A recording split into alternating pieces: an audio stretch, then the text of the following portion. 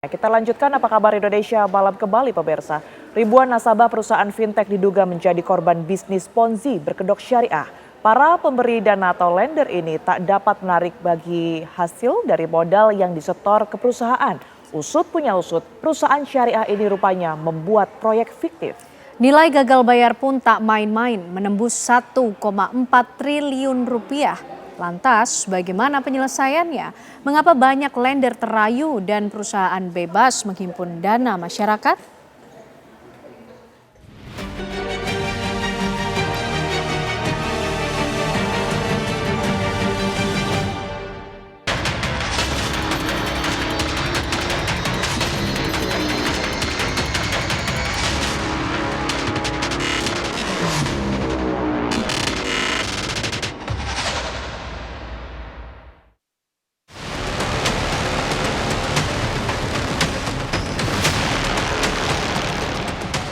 Hati-hati berinvestasi meski berbalut embel-embel syariah.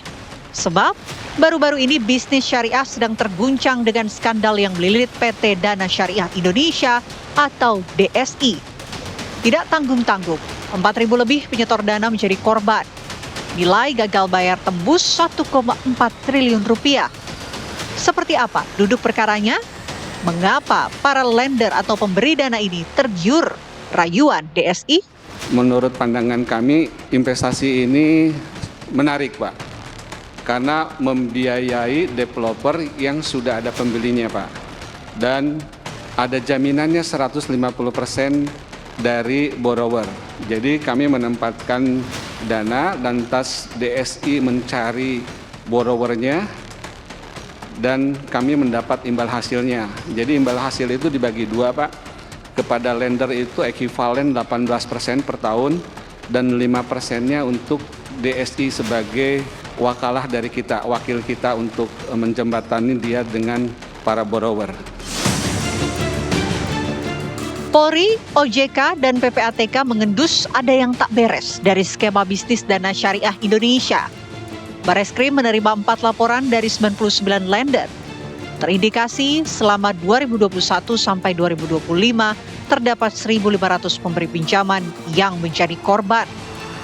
Para korban ini kesulitan menarik dana yang sudah disetor sebagai deposit.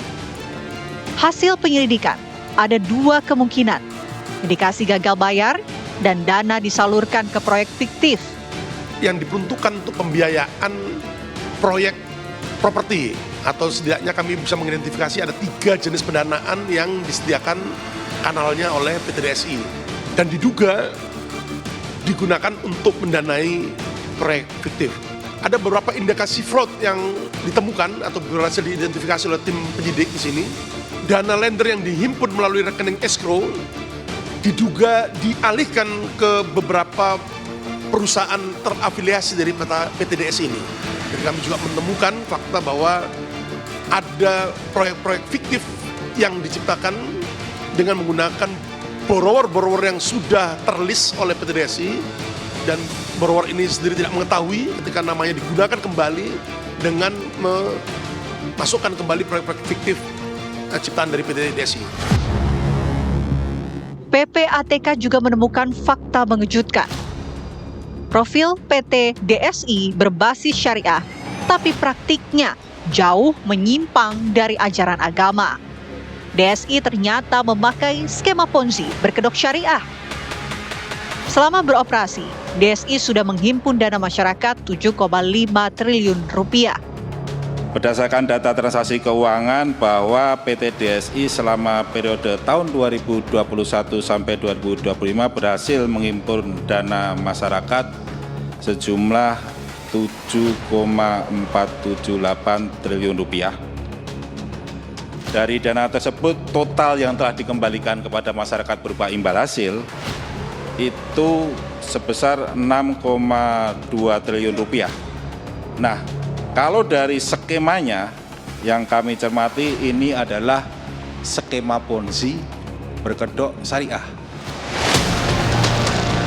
Otoritas Jasa Keuangan mengakui adanya izin operasi DSI yang terbit 2021 lalu. Dari temuan OJK, DSI terindikasi gagal bayar dan memainkan bisnis tak sehat. Pertama, menggunakan data borrower real untuk menciptakan proyek fiktif sebagai underlying untuk memperoleh dana baru. Kemudian mempublikasikan informasi yang tidak benar di website untuk menggalang dana lender, menggunakan pihak terafiliasi sebagai lender untuk memancing orang lain untuk ikut jadi lender. Jadi dari dalam sendiri memancing, menggunakan rekening perusahaan vehicle untuk menerima aliran dana dari escrow yang penampungan tadi, menyalurkan dana lender kepada perusahaan terafiliasi, menggunakan dana lender yang belum dialokasikan untuk membayar yang lain atau istilahnya Ponzi, tadi disampaikan juga oleh Pak Dirjen Deksus. Menggunakan dana lender untuk melunasi pendanaan borrower macet dan melakukan pelaporan yang tidak. Jadi intinya memang kami lihat ada indikasi fraud atau criminal. Di bulan Mei 2025 sudah banyak pengaduan dari para lender. Oleh karena itu kami masuk lagi, kami meriksa lagi ke lapangan dan terbukti yang tadi itu semua, yang fiktif dan seterusnya itu, sehingga kami memberikan surat pembinaan. Total semua surat pembinaan sebenarnya ada 20 surat pembinaan dari kami. Tapi yang khusus mengenai ini, berdasarkan pemeriksaan ada beberapa yang kami memang mendorong penataan peraturan, tata kelola yang lebih baik, dan yang paling penting mengembalikan dana lender. Dana Syariah Indonesia memang memberi tawaran menggiurkan. Perusahaan ini merupakan fintech yang mempertemukan pemberi dana atau lender dengan peminjam yang disebut borrower. Imbal hasil pun terbilang lumayan, yakni 18% per tahun. Inilah yang memikat para pemberi dana dengan iming-iming untung besar dan dibumbui keyakinan agama. Mereka selalu bilang berkedok bahwa ini sudah terdaftar, sudah berizin, dan kemudian diawasi oleh OJK. Nah, masyarakat tuh kalau ada kalimat seperti itu memang kecenderungannya menjadi merasa lebih aman dan tidak lagi melihat SOP dan angka-angkanya itu seperti apa gitu, masuk akal atau tidak gitu. Nah, misalkan ada beberapa kasus yang selalu menawarkan return yang lebih tinggi daripada return pasar. Jadi orang tuh paling gampang ya melihat tuh return tuh bunga deposito deh gitu. Misalkan bunga deposito sekarang rata-rata 2,5 sampai 4% maksimal atau 5. Nah, kalau ada yang menawarkan di atas itu berarti produk itu lebih berisiko. Itu yang harus disadari oleh para konsumen begitu. Nah, sebenarnya pertengahan November 2025 lalu, Paguyuban Lender dan Manajemen PT Dana Syariah Indonesia bertemu menyelesaikan kepastian pengembalian investasi. Kedua pihak menyepakati langkah strategis dengan 4 poin kesepakatan. Salah satunya, target penyelesaian seluruh pengembalian dana lender dalam periode 1 tahun sejak penandatanganan kerjasama.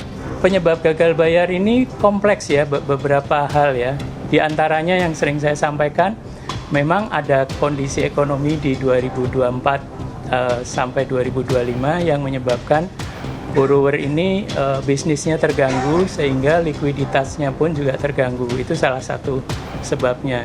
Dan kami berharap setelah ini kejadian ini bisa terselesaikan kurang lebih setahun, itu kami bisa bangkit lagi dan melayani masyarakat lagi sehingga tidak terjadi lender yang sekarang ini susah. Kami sangat prihatin memang dengan kejadian ini, dan kejadian ini tidak kami sengaja dan tidak kami harapkan gitu. Kami juga sangat prihatin dan kami tidak akan lari dari tanggung jawab sebagai manajemen Dana Syariah, sehingga kami nggak kemana-mana. Kami tetap berusaha menyelesaikan dan berusaha tetap membangkitkan kembali Dana Syariah. Kasus yang membelit Dana Syariah tentu memantik tanya, di mana pengawasan? Bagaimana menepis tawaran menggiurkan berbalut keyakinan dan keuntungan?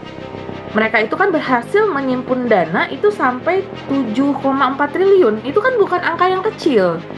Nah, penggunaan dana 7,4 ini seperti apa? Nah, ternyata baru ketahuan belakangan oleh PPATK, 6,2-nya untuk bayar bagi hasil tadi ke para lendernya, ke para investornya, 1,2 gagal bayar. Nah, sebagian itu masuk ke rekening pihak terafiliasi dan ke proyek fiktif. Nah, kenapa itu tidak terdeteksi? Misalkan kayak gitu. Jadi, kalau setiap bulan dipantau secara rutin, jadi memang ini perlu dari penegak hukum ataupun dari OJK untuk terus memantau setiap lembaga keuangan itu operasionalnya gimana. Jadi nggak dilepas gitu aja gitu loh. Di awal memang dicek sudah benar fit and proper, tapi di dalam proses berjalannya itu harus terus dipantau juga. Dan tadi konsumennya juga harus pandai ya melihat ini proyeknya tuh masuk akal atau tidak. Misalkan dia bilang proyek ini, nah realnya ada nggak? Ternyata kan itu kebanyakan proyeknya fiktif.